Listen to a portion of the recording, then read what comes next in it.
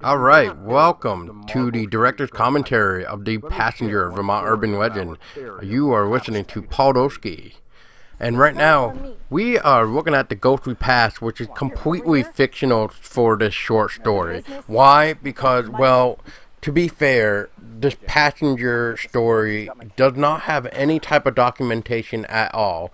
I even reached out to the West Rutland Historical Society to see if they could tell me about if there was any type of information about missing people at all, whether they be pregnant or not pregnant, that either went missing, that sort of deal during like the Marvel industry, especially with Whipple Hollow, which we will get into at the very end. So until then, let's look at this scene. So the idea of this is we got Brad and Mary Jane, who is trying to eliminate the lady in white. At the time, we saw Brad trying to show emotion that he did not want to kill her, but Mary Jane kind of got into his head to the point where he finally kind of started to agree with what Mary Jane was trying to say, especially since there was money being involved. And, you know, money equals greed and all this other stuff.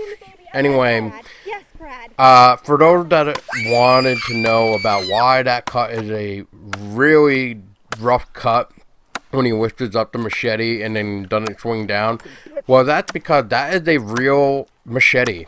So we don't want anybody getting hurt. And then there's our fake blood that we use for our nice little thing.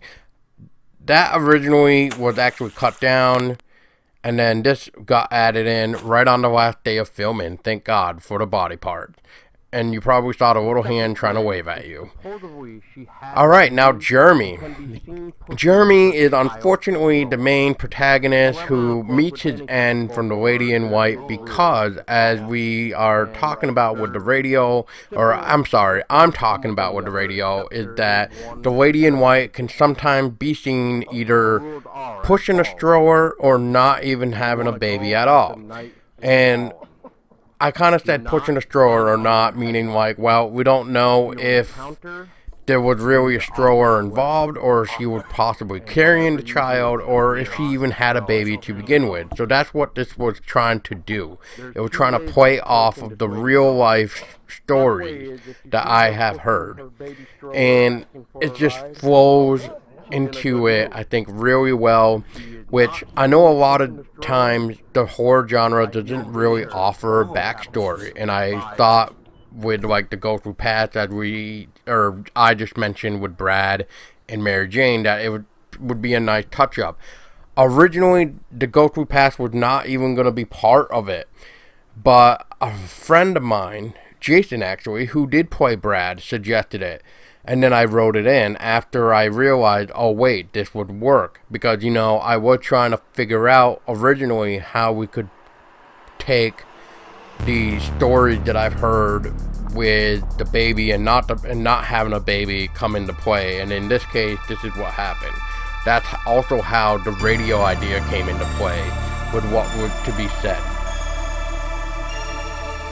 As you just kind of saw, there's some blue filter going on, and now there isn't. Well, to be fair, a lot of people didn't really kind of like that, and I don't really blame them after really thinking about it. We're looking at the main protagonist, who is Jeremy, and he's wearing sunglasses. Is that a name? And most of the time, you don't really see him take them off, except for a couple scenes. And actually, one of those scenes where we actually see Jeremy take it off is right now. And then when we go back into the car conversation, he's actually wearing the sunglasses again. And then the only time we see it is right before the final blood-curdling scream. Which, I will just point out right now, that this scream that we hear twice is the same scream, but you need to look at it as this is the lady in white's final sound. So, she has this scream locked in her as like a repeat, or for paranormal investigators or anybody that's really familiar with the paranormal term, a residual haunting.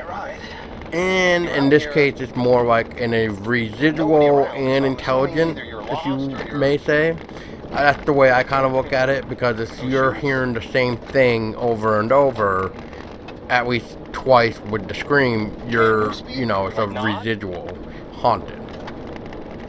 I kind of liked the line that Jeremy said to the lady in white, which was the shoe part, like you're hiking those shoes. But you gotta look at it as, well, we don't really know what Marble Street used to look like back in the day, if this urban legend actually happened, especially when the road connects to Whipple Hollow.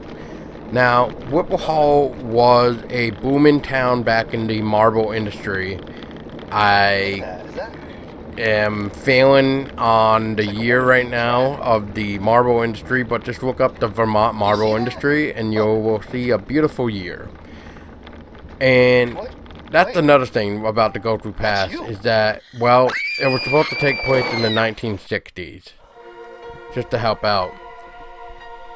And then this kind of leads into near the finale, where we got to see Jeremy kind of freaking out, and then boom, we got Katie Kinworthy's amazing practical effects with the blood, or should I say muddy water, coming out of the lady in white's mouth, which was used with like a charcoal powder mixed in with grape juice.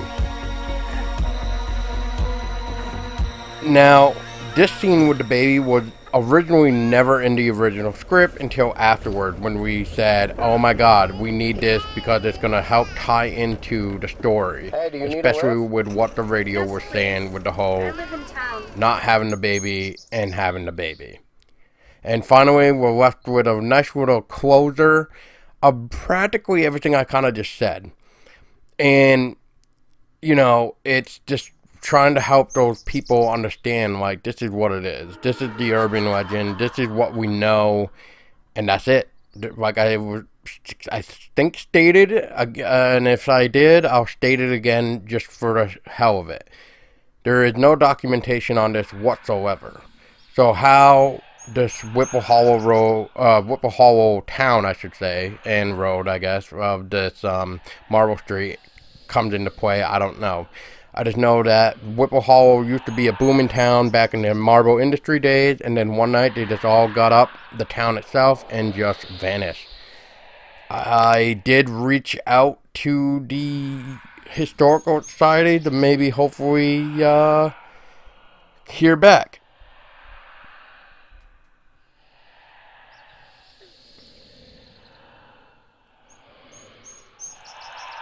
And that's it, ladies and gentlemen. Hopefully you like this little director's commentary. It's the first time I really did it, but, I just wanted to give you guys a little rundown, really. But I hope you guys enjoyed. Make sure you guys check out a book called The Vermont Ghost Guide. A little bit of the West Rutland Marsh is in there. Otherwise, try to look online for articles about it. There's, like I said, because there really isn't much going on about it, and there's not much being said about it. But there's at least something, and at least now you have a chance to enjoy it by visually seeing it come to life. So hopefully you guys enjoyed, and I can't wait to show you what we have in store for you next time.